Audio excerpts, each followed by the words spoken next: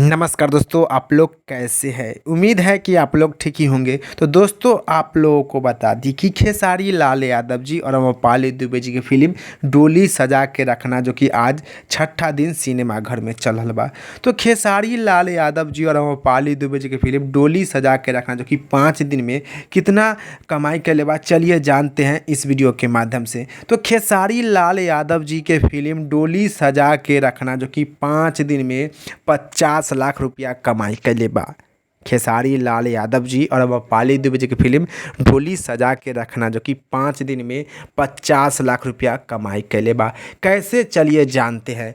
तो खेसारी लाल यादव जी के फिल्म डोली सजा के रखना, जो कि पहला दिन 15 लाख रुपया कमाई कैले बा सिनेमा घर में, और दूसरा दिन 10 लाख रुपया कमाई कैले बा सिनेमा घर में, तीसरा दिन भी जो कि 10 लाख रुपया कमाई कैले बा खेसारी लाल यादव जी के फिल्म डोली सजा के रखना, और चौथा दिन 8 लाख रुपया कमाई कैले बा, और पाँचवा दिन 7 लाख रुपया। तो 5 दिन में खेसारी लाल यादव जी के फिल्म डोली सजा के रखना, जो कि 50 लाख रुपया कमाई कैले बा।